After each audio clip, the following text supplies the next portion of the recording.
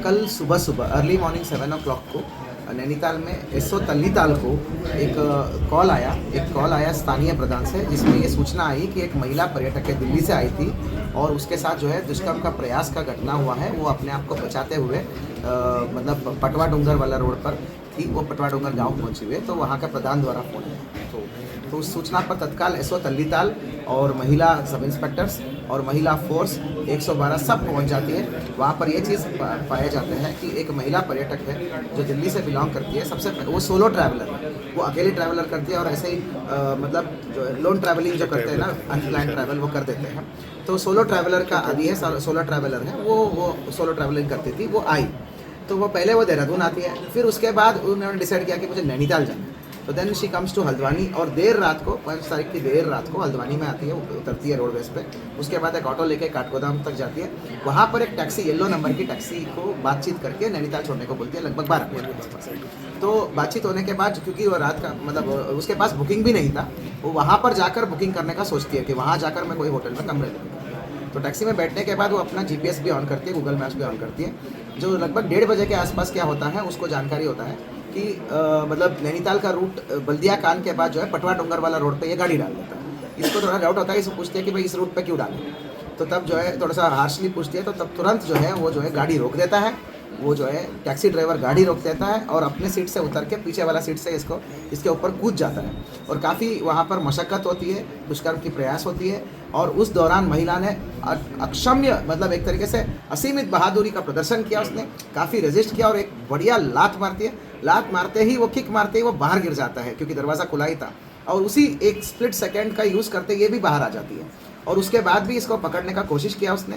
और महिला का ही ये जो छाता है, मतलब महिला के साथ एक छाता था, वो छाता पैसेंजर सीट पर पड़ा था, उसको यूज़ करके इसको पीटने की कोशिश करता है। तो महिला लेकिन भागती है, चप्पल वप्पल वहीं छूट जाती है, लेकिन वो पीछे की तरफ भाग जाती है। वहाँ पर जो है एक पत्थर का प्लेटफॉर्म रहता है, उस पत्थर के प्लेटफॉर्म के बैक साइड में छुप जाती है। तो वो थोड़ा देर कोशिश करता है ढूंढने का और वो चला जाता है।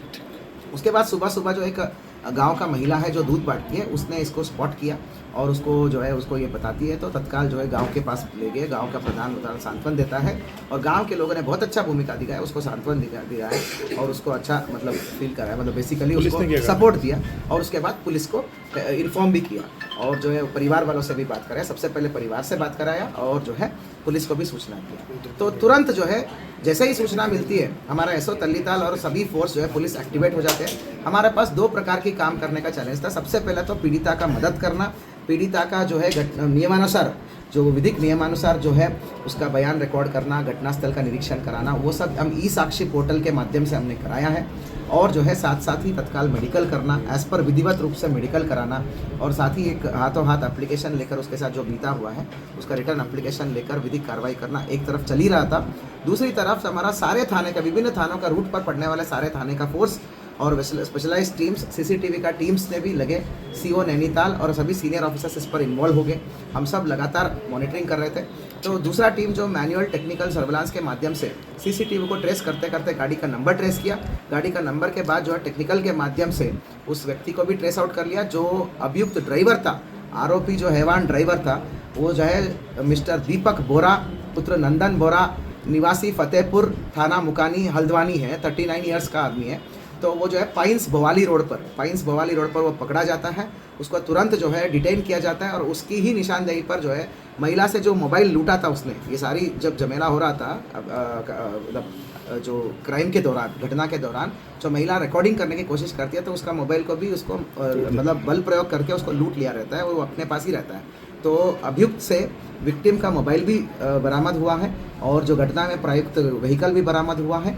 और इसके अतिरिक्त जो है घटना में विधिवत रूप से फॉरेंसिक टीम आई है और घटना के पुष्टि होने के बाद जो है उस घटना के संबंध में विभिन्न जो सैंपल्स है, जैसे महिला की चप्पल है जो वो वहाँ पर वो छूट गई थी, और विभिन्न प्रकार की घटना के संबंधित जो साइंटिफिक एग्जिबिट्स है, वो सब हमने फॉरेंसिक टीम को बुलाकर विधिवत रूप से हमने कलेक्शन भी किया है, एफआईआर भी दर्ज करे हैं। और जो है अभियुक्त का पकड़ में आते ही उसके हिरासत में लेने के बाद जो है ये लूटी हुई मोबाइल भी हमने बरामद किया है, गाड़ी भी बरामद किया है। विधिवत रूप से उसका गिरफ्तारी की कार्रवाई भी की गई है। क्या कार्रवाई की जा रही है? यस, अभी जो है पहले तो अभी जो है अभियुक्त को गिरफ्तार करके माननीय न्यायालय में प्रेषित किया जा रहा है। जानकारी में आया है कि मिस्टर जायसवाल है, वो उसका 2 टैक्सी नंबर का गाड़ियाँ हैं, टैक्सी रजिस्ट्रेशन गाड़ियाँ हैं। तो उसने 27 तारीख को इस दीपक बोरा को हैंडओवर किया है। इसने ना पुलिस की सत्यापन कराया है, सत्यापन रिपोर्ट नहीं है, ना कोई निवास प्रमाण पत्र लिया है, और जो है मतलब उसके अलावा टैक्सी यूनियन का मेंबरशिप का कार्ड भी नहीं है। बिना टैक्सी यूनियन का मेंबरशिप का कार्ड का उसने अपना येलो बोर्ड का टैक्सी जो है उसने थमा दिया है। मालिक होने के नाते ये बहुत बड़ा गंभीर अपराध है और उल्लंघन है।